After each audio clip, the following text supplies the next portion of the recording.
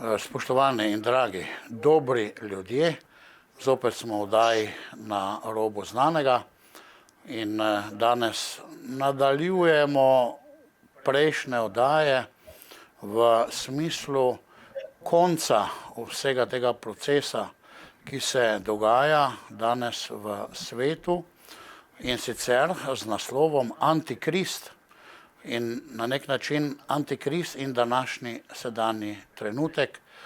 Zato pa imamo edinega, lahko rečem, poznavalca te tematike v Sloveniji, ki bi znal na te stvari res pravilno in dobro odgovoriti. To je gospod dr. Ivan Pojavnik, upokojeni profesor patrologije. In spoštovani gospod profesor, lepo pozdravljeni. Da, tudi vi, prisrčno pozdravljeni, gospod Zoran in vsi gledalci in poslušalci. Naj nas Sveti Duh razsvetli, da bomo vstopali v to veliko skrivnost, ki je že dana v Svetem pismu. Hvala vam, da ste zopet z nami. Ko sem razmišljal o tem, kdo bi lahko to temo znal res dobro in iz vseh aspektov osvetliti, mislim, torej moje mišljenje, da ste edini v Sloveniji, ki bi znali to prav povedati in nam tudi pomagati, da v smislu našega razodetja in pa v smislu besed gospoda Jezusa Kristusa, cerkvenih očetov, Svetega pisma, pa tudi povezavi z današnjim časom, da ste edini po moji presoji, ki bi znali to dobro odgovoriti. Tako da se veselimo tega srečanja z vami in pa tudi, da si postavimo eno širšo sliko. Gospod profesor dr. Ivan Pojavnik, kaj pomeni beseda Antikrist? Torej, tukaj imamo prvo pismo apostola Janeza, ki govori o Antikristu. Piše on v svojem pismu: veste, da bo prišel Antikrist. Poslednja ura je in mnogi antikristi so že nastopili. Bili so med nami, ampak niso bili od nas, ampak so od nas odšli. Torej, tukaj srečamo ta pojem Antikrista, ki so ga potem razlagali tudi cerkveni očetje v zvezi s Svetim pismom Stare in Nove zaveze, pa tudi cerkveno učiteljstvo, zadnji papeži. Ta tema je v teologiji pozabljena, v zadnjih stoletjih ne najdete na nobeni teološki fakulteti, torej da bi se govorilo o Antikristu. Tudi jaz nisem tega poznal, ampak šele ko sem bral cerkvene očete, sem se potem nekoliko poglobil v to temo. Janez Pavel II. Je kmalu, ko je postal papež, ob koncu leta, ko je ravno ta odlomek iz prvega pisma apostola Pavla, torej govori o Antikristu. Tudi on torej je rekel, da mora priti Antikrist. Torej, in Antikrist, pravi Janez Pavel II., je protislovje Kristusa.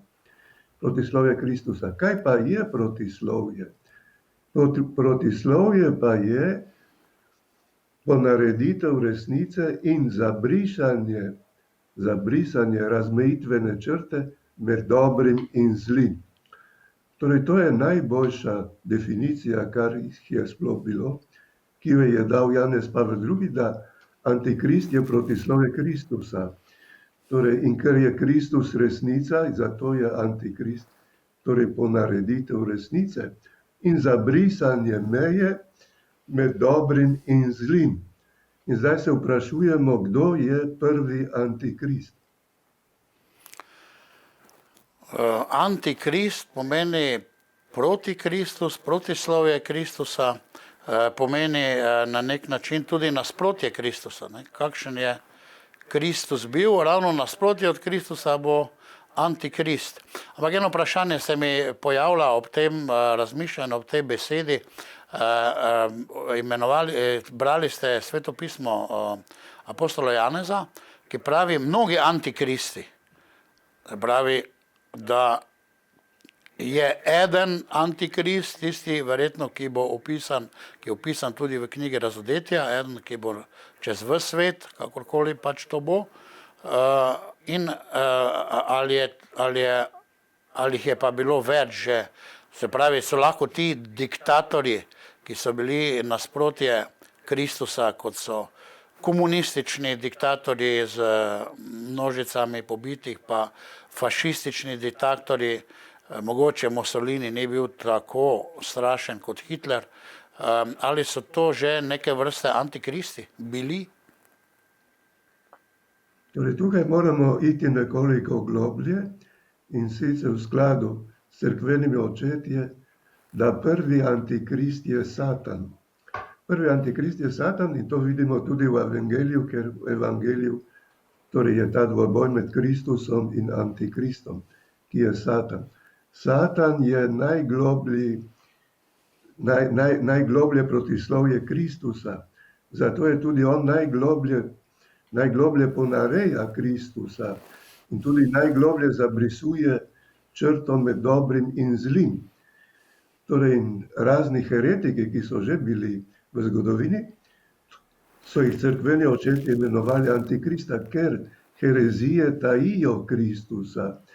Torej, tajijo Kristusa, tajijo njegovo božanstvo, zato mnogo antikristov je že bilo na svetu.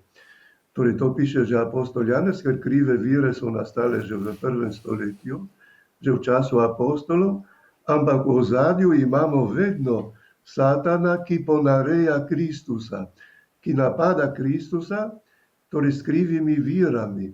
In potem, kot ste vi omenjali, ideologije, saj tudi ideologije so krive vire. Ampak v ozadju je ta največji in najgloblji ponarejevalec in tudi največji nasprotnik Kristusa je Satan v vsej zgodovini. In to vidimo tudi v evangeliju. Dvoboj med Kristusom, torej in Satanom, ki je uspel zapeljati tudi izvoljeno ljudstvo. Če se pogovarjamo danes, se pravi, ni ne dobrega, ne zla. Spomnim se eno mojo sošolko, ki sem jo srečal po dolgem času in je potem rekla, ja, kaj je zlo in dobro, ne? To je pač vse eno in isto, vsako zlo je nekaj dobrega, vsakem dobrem je nekaj zla, kako gledaš. Pravi, ni več dobrega, ne zla, to več ali manj. To je pravljica, ni Boga, pa ni Satana, ne, zato je to smešno. Ampak, ne vem, če ste videli na naši televiziji to serijo, They sold their souls for rock, prodali so svoje duše za rock, še kako je Satan direktno z pogodbami v povezavi z, naprimer, v tem primeru z rock glasbo in z temi glasbeniki, ki ves čas, še takrat, ko sem jaz bil mlad in sem poslušal rock, so bili povezani prav s tem pogledom dobro in zlo in Luciferjem in tudi danes je to in delajo pogodbe, promovirajo Alistair Crowleyja in njegov satanizem, njegovo geslo, zapravi, to je dejansko prisotno to vprašanje dobrega in zla, prav direktno s temi, mladi to poslušajo in hudič na nek način je prisoten, ne? Če še čisto zaključim, zdaj v zadnjem tem gremiju podelitvi ali Oskarjev, teh najboljših nagrad za igralstvo je eden igralec dejansko se tam predvsem svetom zahvalil Satanu za uspeh. Kljub temu torej, da je to zakrito danes, da Satana ni dobrega, ne zla, vse je pač tako, nekaj živimo ali pa ne živimo, glavno, da uživamo, je pa to le prisotno v svetu na tajni način, se pravi, da mi tega toliko ne vemo. Torej, Jezus je, to, kar ste vi pripovedoval, to je samo en aspekt torej zla, ampak Satan je veliko večja sila, ker on je bil, kot pravi sveti Gregor Veliki, on je bil najvišji angel. In 9 zborov angelov je bilo, pravi, primeri z njim kakor dragulji na njegovi obleki. on je bil tako vzvišen, tako velik, da to je nepojmljivo. Torej, to ustvarjeno bitje, Satan, torej Lucifer, kako se je imenoval, ampak je padel zaradi napuha. Njegova naravna inteligenca je neizmerno višja od naše naravne inteligence. Torej, zato ga je Jezus imenoval tudi poglavar tega sveta. In ta apostol Janez piše, v svet tiči v hudobcu. Torej, samo Kristus je premagal Satana in v evangeliju vidimo, kakšen strašen boj je bil, torej med Kristusom in Satanom. In Kristus je uresničeval Božji načrt odrešenja, ki neskončno presega človeški razum. Zato samo tisti, ki so imeli vero, so Kristusa sprejeli, torej z vero, in so vstopili ta Božji odrešenski načrt. Torej, Satan pa je uresničeval alternativni načrt in je uspel celo, da so potem duhovniki in učenjaki Svetega pisma zavrgli Svetega pisma, zavrgli Kristusa, torej in ga umorili, križali. Zato ta inteligenca Satana je ogromna, tega ne smemo podcenjevati. Dejansko, torej to delovanje je tako prefinjeno in tako globoko, da večina ljudi sploh ne opazi tega delovanja Satana. Torej, cerkveni očetje, ki so se borili zoper krive vire, kakšen boj je bil, to so bili potrebni veliki koncili, ker kako je rekel sveti Avguštin, Satan je divjal kakor lev s preganjanjem rimskega imperija proti cerkvi, divja pa sedaj preko krivovircev, preko krivih vir uničuje pravo vero in s tem ljudi zapeljuje v odpad, deluje pa kakor zmaj. In to delovanje zmaja je naraščalo v novem veku. Torej, zdaj smo nekje v tem koncu novega veka, je to delovanje prišlo do viška. Omenil ste, gospod Pojavnik, da Satan, Božji nasprotnik, deluje preko ljudi. Torej, ne gre samo za neko duhovno napadanje, skušnjave v naši notranjosti, ampak ima načrt tudi, ki ga uresničuje za človeštvo, za ljudi ali pa za nas posameznike, torej nas lahko ta ujetost v to bitko med dobrim in zlim lahko tudi napada preko ljudi ali pa organizacij ali pa, bi rekel, multinacionalk in podobne stvari, javnega mnenja, medijev. Se pravi, Satan uporablja tudi ljudi. Ali je to prav? Da, to je pravilno, to vidimo že v evangeliju. Satan je uporabil torej učitelje Svetega pisma, duhovnike, torej najvišje inteligence, ki so bile v izvoljenem ljudstvu, ampak on je bil višja inteligenca od vseh njih, jih je uporabil v boju proti Kristusu. Torej, zato Kristus pravi tem svojim nasprotnikom, vi me hočete umoriti, ker imate za svojega očeta laži. Ne sprejmete resnice, ki jo oznanjam, torej ne sprejmete čudežev, ne sprejmete očitnih dejstev. To se pravi, da ta boj je bil že v izvoljenem ljudstvu in krivi proroki so nastopali bodisi v stari zavezi, potem vidimo to v evangeliju, kako strašen boj je bil med Kristusom in temi krivimi učitelji in proroki. In to se potem nadaljuje tudi v zgodovini cerkve, ker evangelij ni samo preteklost. Evangelij se uresničuje v zgodovini cerkve in v zgodovini cerkve vidimo strašne boje proti krivim viram. Zato so bili potrebni vesoljni cerkveni zbori, da so zavrnili krive vire, ki so ogrožale torej odrešenje, ker krive vire uničujejo vero v Kristusa in s tem tudi večno odrešenje.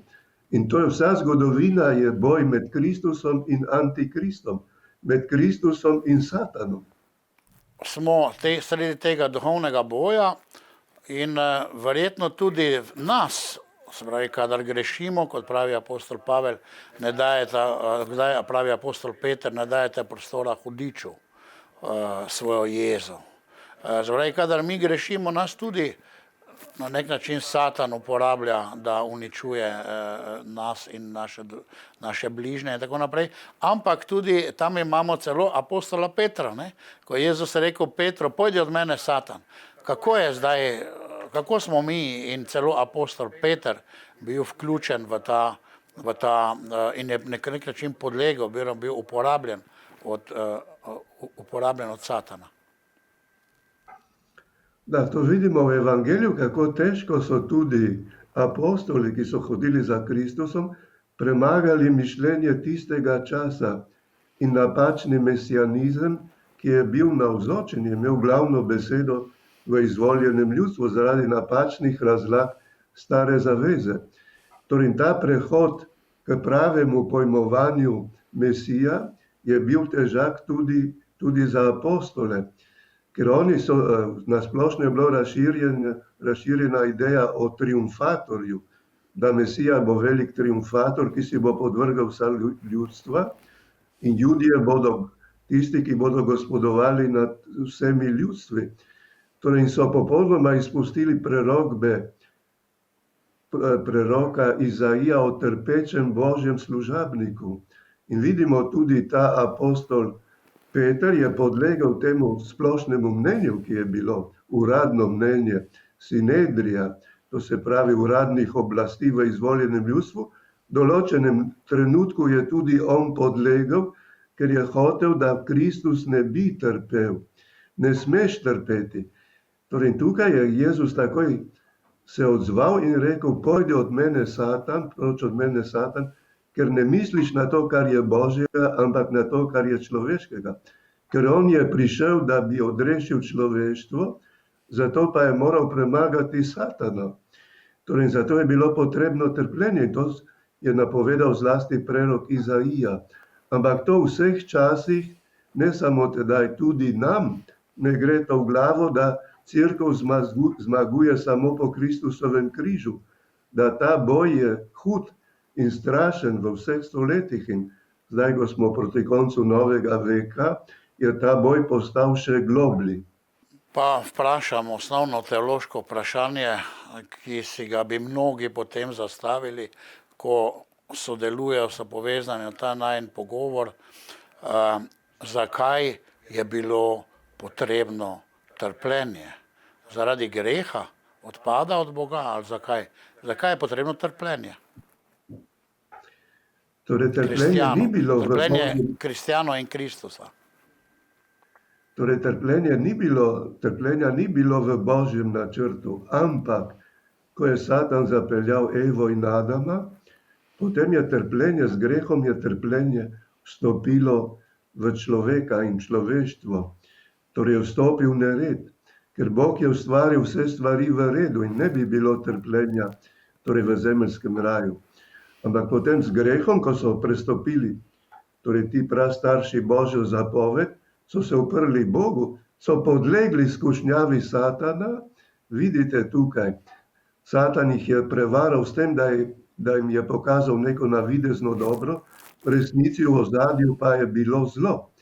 Torej, ta dva sta jedla prepovedani sad, prestopila Božjo zapoved, obrnila hrbet Bogu, padla iz nadnaravnega in naravnega reda, torej v podzemlje in sta postala sužnja Satana, sta postala sužnja smrti, duhovne smrti, ki sta se ločila od Boga, in senca duhovne smrti je telesna smrt. In naše telo razpada neprestano. Komaj se rodimo, že smo umrljivi ljudje. To je vse posledica upora zoper Boga. Z uporom zoper Boga, ki je red, je trpljenje vstopilo v človeštvo, človeka in človeštvo, in smrt je vstopila, duhovna in telesna smrt. In Kristus je moral trpeti za to, da je premagal hudobnega, torej da je premagal zlo, ampak tudi mnogi ljudje trpimo zdaj na tem svetu, pa ne premagamo zla. Torej, razmišljam samo, lahko daste odgovor. Torej, Kristus je premagal zato, ker je Božji sin. Njegova moč je neskončna. Torej, ampak on je kot človek živel na tej zemlji, torej deloval in izpolnil prerokbe, in potem po Božjem načrtu je bilo potrebno trpljenje, torej da je on sprejel posledice greha, kajti z grehom je negativni križ vstopil v človeka in človeštvo, negativni križ. Torej vsak greh je proti Bogu in je proti človeku in človeštvu, to je negativni križ. Torej ta negativni križ je vladal človeku in človeštvu in Kristus je sprejel posledice tega negativnega križa, torej zato je sprejel križ, ampak on je ta križ, negativni križ, premagal svojim križem, ker je trpel z neskončno ljubeznijo in je s tem izbrisal pred Bogom, torej negativni križ, ta upor zoper Boga in potem uničenje tudi človeka, on je svojim križem, pravimo, nas odrešil. Odrešil, ker nas je iztrgal izpod oblasti tega negativnega križa, ki je povezan z negativnim križem Satana. Današnji svet, današnji trenutek, ali je danes ustrezno govoriti o antikristu, ali je to nekaj, bi rekel, brezpomembnega za življenja naših sedaj vernikov, gledalcev, in ali je to nekaj praznega? Torej, to je še kako pomembno govoriti, ker kolikor bolj se bliža ta čas antikrista, toliko bolj Satan skuša ribariti v kalnem, da ne bi imeli jasnih pojmov, kaj pravzaprav se dogaja. On briše vedno razmejitveno črto med dobrim in zlim, med resnico in zablodo. Torej, zato se vidi ta vpliv tudi v teologiji, da teologija v zadnjih stoletjih je sploh opustila to temo. V 4. stoletju, če beremo te kateheze svetega škofa Cirila Jeruzalemskega v drugi polovici 4. stoletja, vidimo, da ena kateheza je, teh, ki so se pripravljali na krst, je bilo okrog 40 katehez, ena kateheza je bila posvečena antikristu. Zdaj pa je to popolnoma pozabljeno.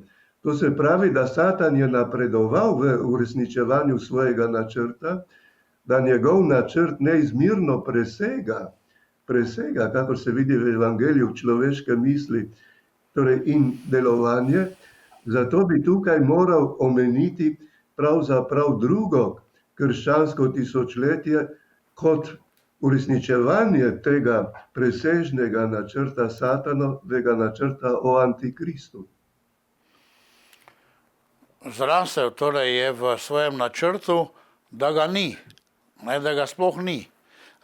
In da ni ne Boga, ne dobrega, ne zla, da tega vprašanja pravzaprav si sploh ne postavljamo, ni tega, kar je dobro in kar je prav, in ni to, kar je narobe. V tem smislu ima potem proste roke, ker nas lahko zavaja z nekimi, se pravi, stran potmi. Je torej še vedno vprašanje dobrega in zla, še vedno aktualno v današnjem času. Rekel ste, da dela Satan preko ljudi. Torej, antikrist je človek potem. Je človek ali je kaj več on? Antikrist je človek, ki je navdihovan z Satanom, ali kaj, če prav razumem. Da, to bo.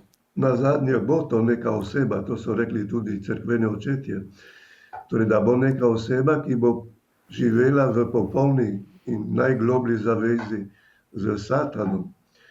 Torej, prvi, ki je najgloblje živel v zavezi s Satanom, je bil Juda Iškariot, ki je bil eden izmed apostolov, je Kristusa izdal in je igral dvojno vlogo. Na eni strani je bil apostol, po drugi strani pa je bil povezan z Jezusovimi nasprotniki in je Kristusa izdajal. In končno ga je tudi prodal za 30 srebrnikov. In apostoli do zadnjega trenutka niso bili gotovi, kaj je pravzaprav ta Juda Iškariot. Šele, ko so videli, da je Jezusa izdal, so spoznali, torej, da je bil on antikrist, ker se je boril proti Kristu. Vidite, kako je zelo pretanjeno. Zelo je pretanjeno in se skriva torej za dobrim. Še apostoli niso mogli prodreti v skrivnost Judeža Iškariota. Tako tudi v zgodovini cerkve vidimo, da zelo se maskira vedno. Ampak tukaj bi omenil tole, torej, da Satan uresničuje svoj presežni načrt o antikristu in to je začel torej ne samo herezije, ki so bile v prvem tisočletju in so bile hude herezije, ki so jih zavrnili vesoljni cerkveni zbori, ampak nova stopnja uresničevanja Satanovega načrta se je začela na začetku drugega tisočletja, 1054, ko je prišlo do tega velikega razkola med cerkvijo v Rimu in vzhodnimi cerkvami in ta rana se je poglabljala skozi vso drugo tisočletje in to je bil prvi korak v drugem tisočletju na poti k antikristu. To je bil ugriz zmaja, zaradi katerega trpimo še danes.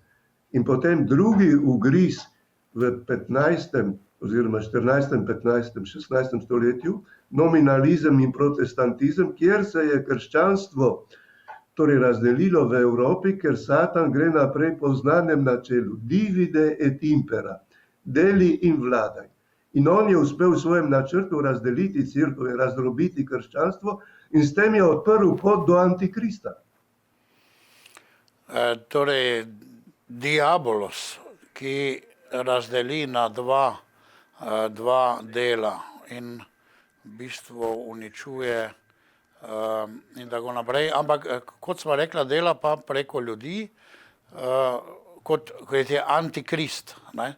Ali pa tudi, če mi grešimo, nas uporabi za to, da razdeljuje recimo družine, življenja, svet in da se potem ljudje med sabo tudi tekmujejo, prepirajo, kregajo in potem on pridobi na tem, da vodi vse skupaj še v globjo nesrečo. Glede na današnji čas, glede na sedanji čas, če še ne greva prav v Sveto pismo in cerkvene očete, glede na današnji čas ste večkrat omenili, da se ta naš čas nekako koncentrira na vse zadnje lahko v uresničitev te prerokbe Svetega pisma, da bo nekod nad vsem svetom antikrist, ki se bo postavil, ne vem, v sveti tempelj, bo imel kakorkoli, bo vladal svetu, bo imel absolutno oblast kot neki Pol Pot ali tale severnokorejski diktator ali kot Stalin, ki bo imel neko popolno oblast nad vsem svetom. Ali to prizadevanje, se pravi globalizaciji, eni svetovni vladi, to lahko rečemo, da se omogoča neko tako, omogoča, spravi teoretično, če nek zločinec pride na vrh, omogoča eno tako absolutno oblast. Torej, tukaj imamo preroka Danijela v Stari zavezi o zvereh, ki se dvigajo iz morja, iz zemlje in o četrtem kraljestvu.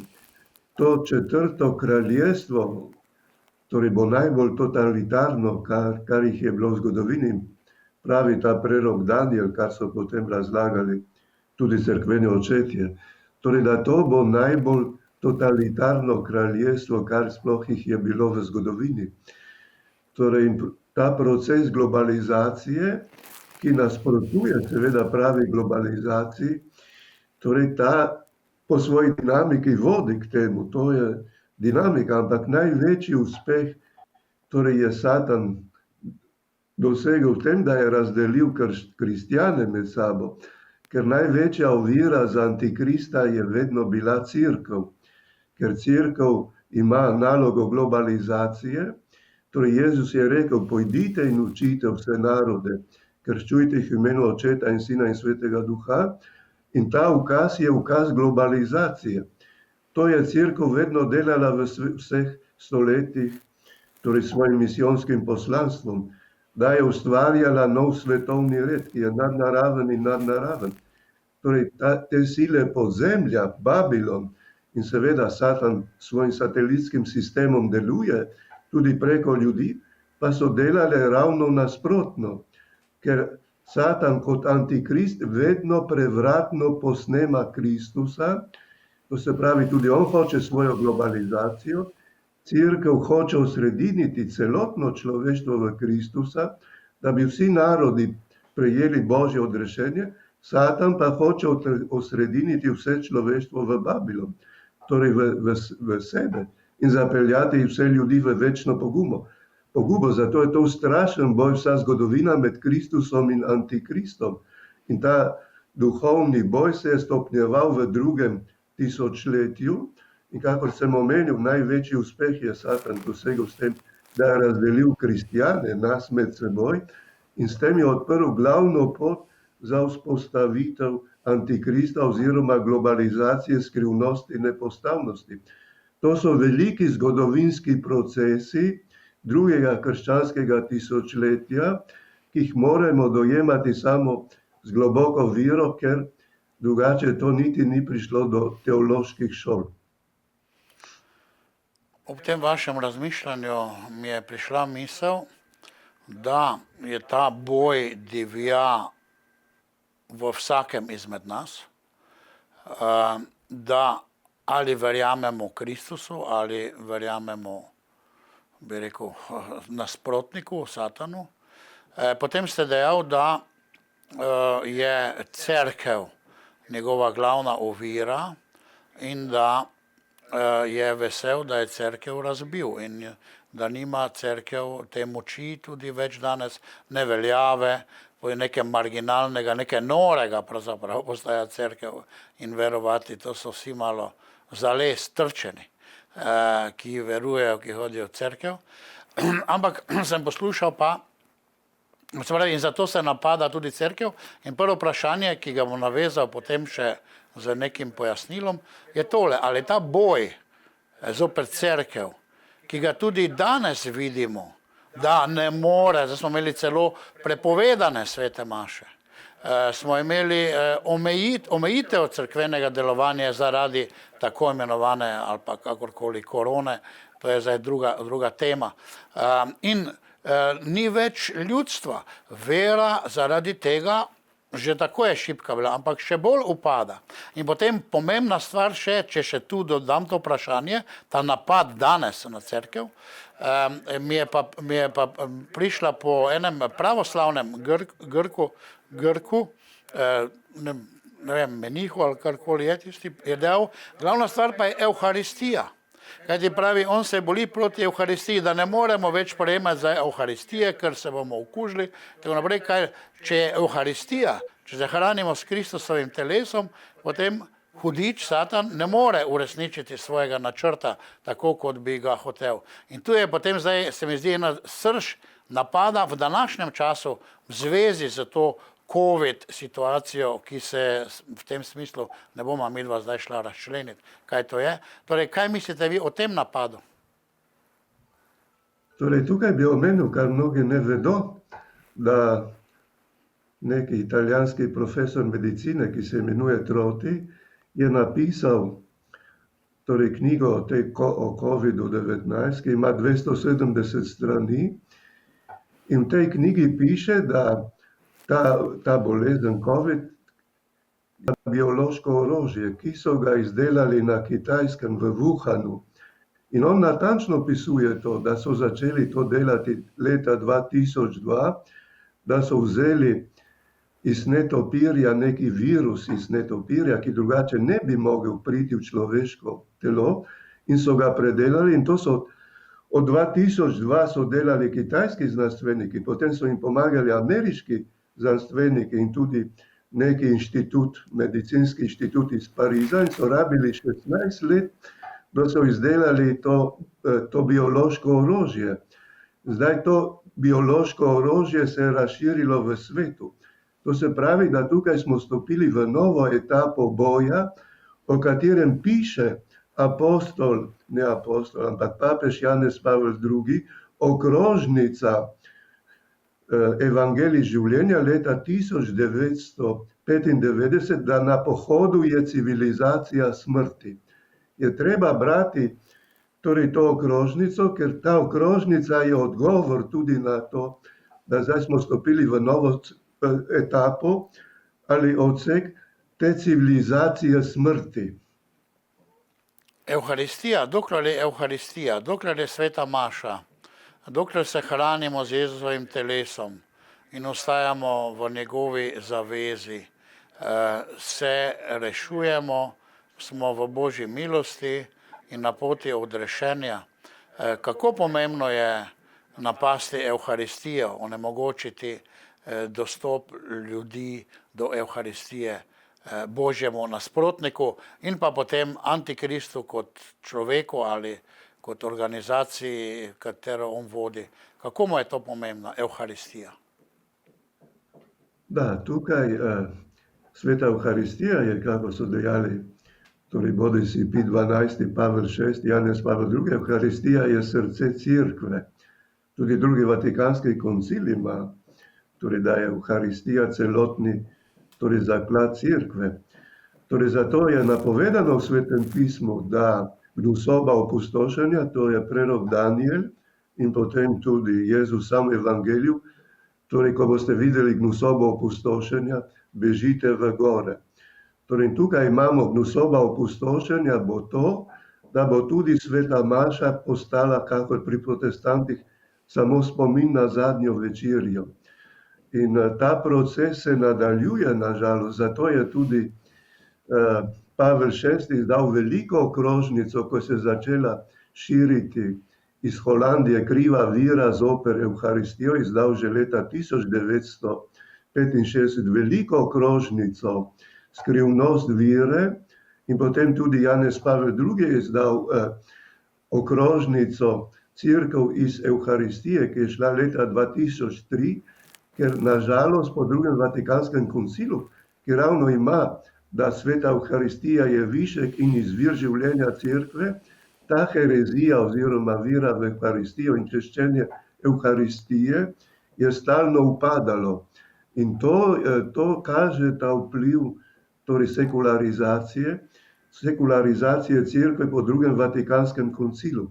Na eni strani imamo torej sekularizacijo po drugem Vatikanskem koncilu, kar je to zelo težek proces, po drugi strani pa imamo to civilizacijo smrti, ki je na pohodu in treba je brati to encikliko, torej o tej civilizaciji smrti, kjer pravi, da tukaj imamo tri velike dejavnike, ki so povezani.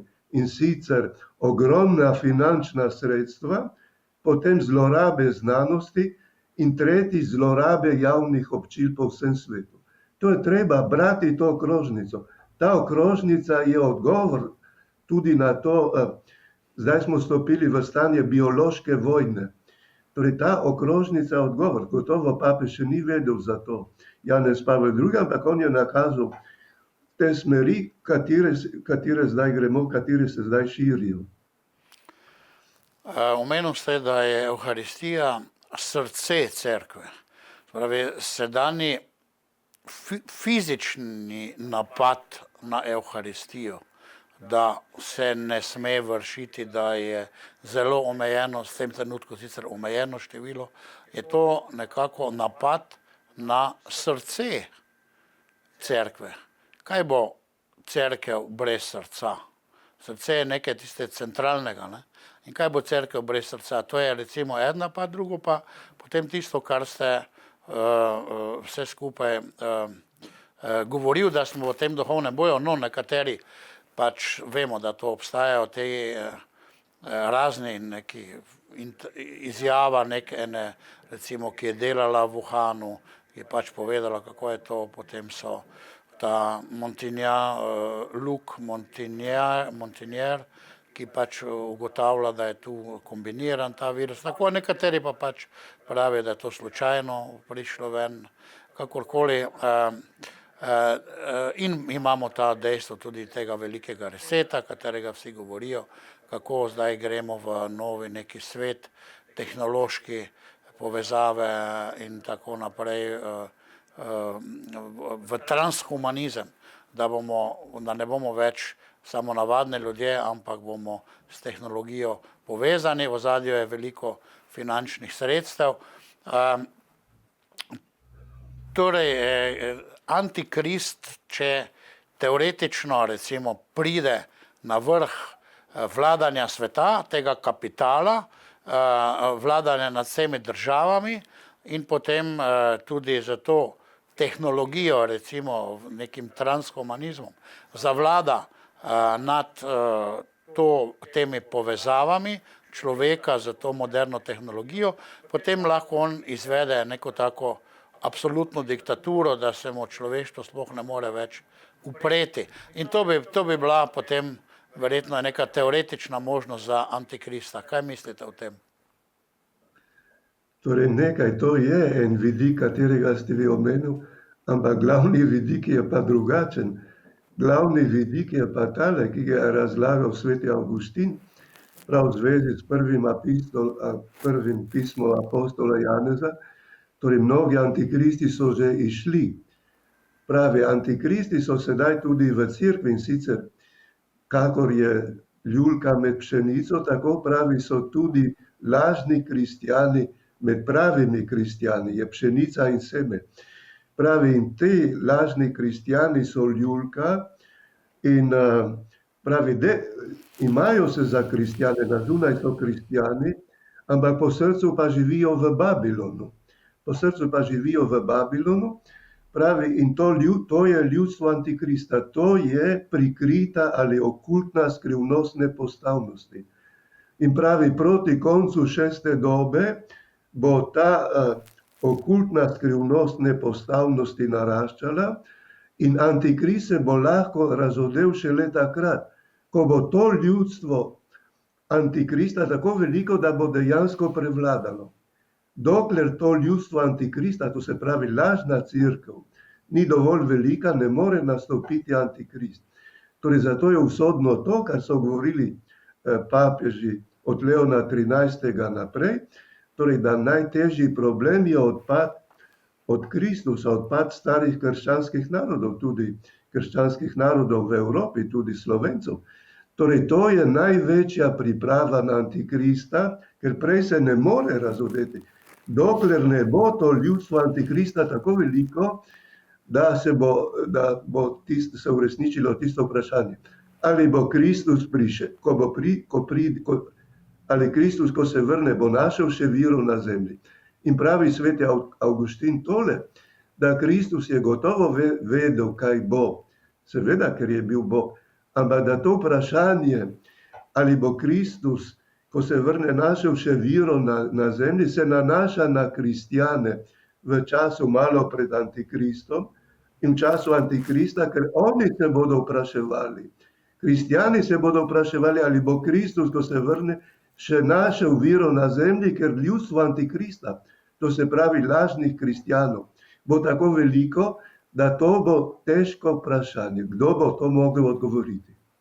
Kot je vedno bil klic evangelija, spreobrnite se in verujte evangeliju, imamo tudi zdaj klic teh privatnih razodetij, ki prav to podpirajo, kar ste vi povedal, vašo izjavo, da ima hudi duh, pa bi recimo z bodočim antikristom, načrt za ljudi in za človeštvo in da z našim spreobrnenjem mi in z molitvijo tudi za grešnike, da se spreobrnejo, za ljudi, ki so odpadli od Boga, mi rešujemo svet. To govori Marija v Medžugorju, recimo. Hvala vam, da ste se odzvali mojemu pozivu o ljubezni, o molitvi srca, vrnitvi k Bogu. To gre v skladu z tem, kar ste vi povedali, da je najpomembnejše, tako jaz razumem, vera kristjanov, da bi bili resnično srcem, z duhom pri Bogu. In ti pozivi se kar nadaljujejo, a ne? Da, tukaj imamo od Lurda naprej že v Lourdes je Marija rekla pokora, pokora, pokora, potem v Fatimi in zdaj v Medžugorju že 40 let. Torej zato, ker ravno ta razsežnost, torej Jezusov boj puščavi z Satanom, da se je on 40 dni postil torej in mrtvičil in nazadnje premagal Satana, ta spokorna razsežnost je bila zelo močna v prvi cerkvi in prvih stoletjih, tudi so imeli post na srede in petka, dvakrat tedensko so se vsi kristjani postili, torej ta razsežnost pokore je bila še močna v srednjem veku, imamo tudi velike redove, spokorne redove, ampak v zadnjih stoletjih je zaradi racionalizma, torej vpliva te racionalistične filozofije in sploh Babilona, ki se je razvil v novem veku, je ta razsežnost padala.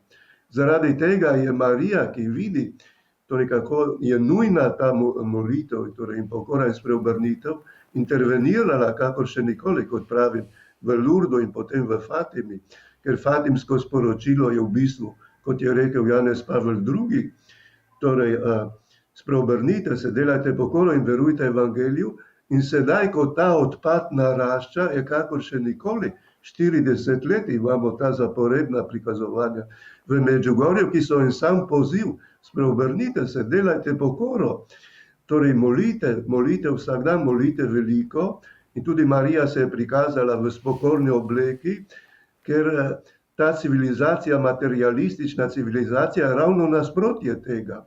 Materialistična civilizacija je uživaška, skrči življenje samo na to biološko življenje, bistveno biološko življenje na tem planetu, se ne meni ne za nebesa, ne za pekel in tukaj je ogromno število duš, torej v nevarnosti večnega pogubljenja, zato Marija intervenira kakor še nikoli, ker tudi ta zavest o pokori, postu pokori, je zelo upadla tudi v katoliški cerkvi.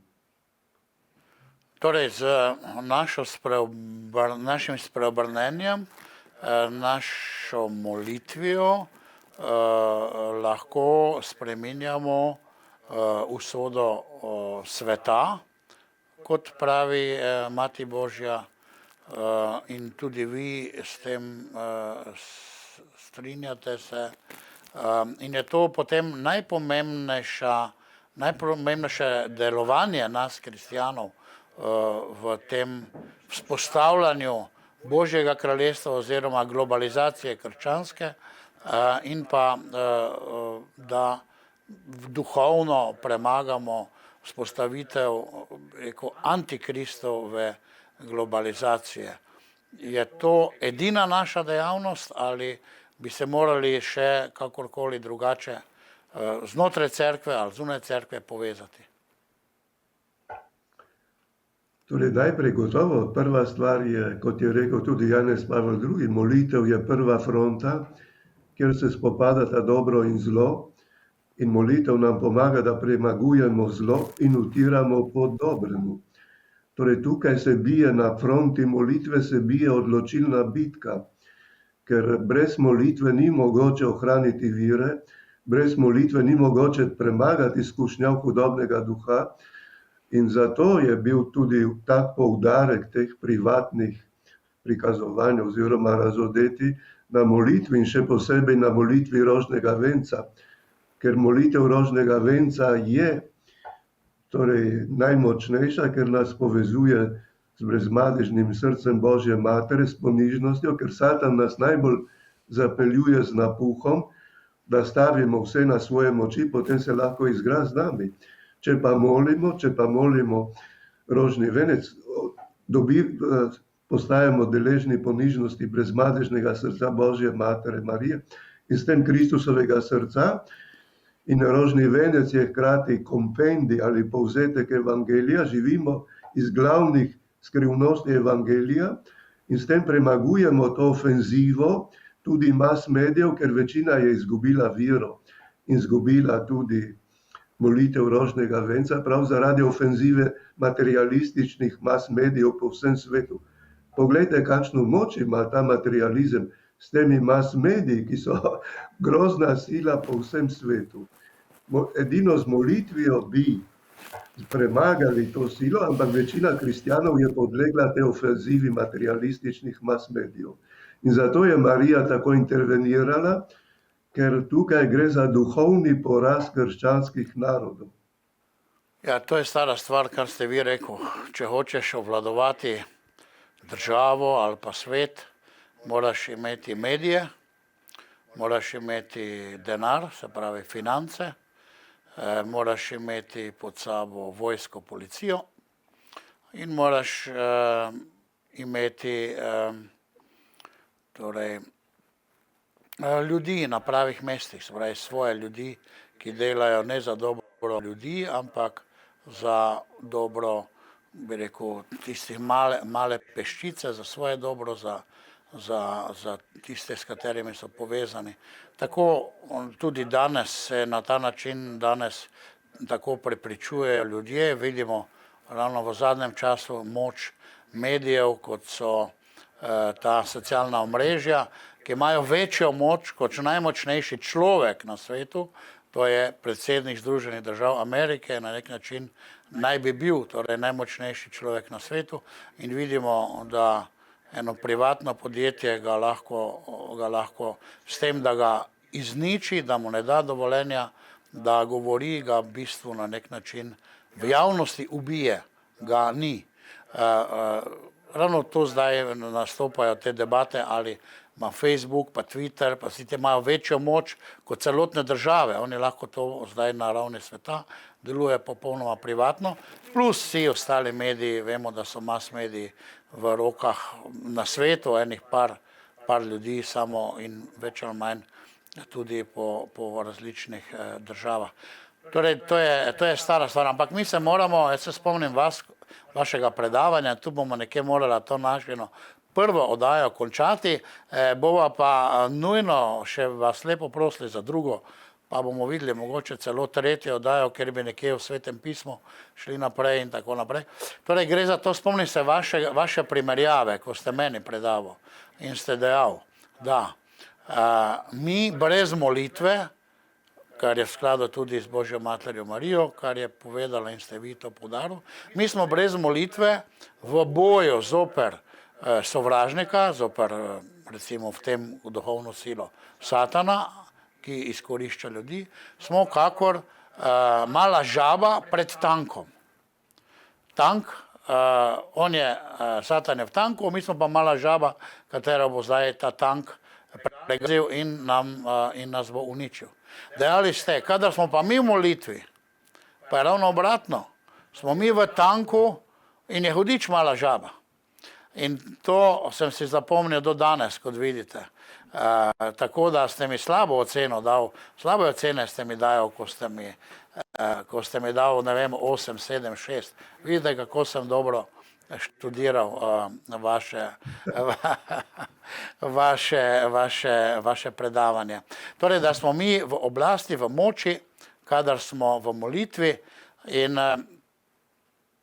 to je tista prva linija, prva fronta, kot ste dejal. Jezus je rekel, molite, da ne padete v skušnjavo, rekel svojim apostolom in to z vašimi besedami tudi lahko nekje počasi zaključimo, če se strinjate v tej prvi oddaji. Da, končamo to prvo oddajo. Torej to, kar ste vi omenjal, je zanimivo v Jozotovi knjigi, da ogledniki, ki so šli ogledovati obljubljeno deželo, so se pred velikani zdeli kakor kobilice. Torej kakor kobilice, ampak origen ima, da če smo v viri, če molimo, potem so nasprotniki, ti velikani, kakor kobilice. Zanimivo pa, da ste si to zapomnili. Končajmo to prvo oddajo. Ja. Torej, najlepša hvala za vaše posredovanje, da nas poučujete v Bogu, pravi Sveto pismo, naj se vam zgodi, kot pravi Božja beseda, tisti, ki so drugi poučili, bodo nekoč pri Bogu, kakor zvezde svetili in tako naj se tudi vam zgodi. Hvala vam za vaše tudi žrtve in molitve. In tako tudi vi, spoštovani in dragi prijatelji, slišali ste, molimo in bomo v oblasti in moči in to je naša prva linija v tem duhovnem boju in zmagi za Gospoda Jezusa Kristusa. Blagoslov in vse dobro, dobri Božji ljudje.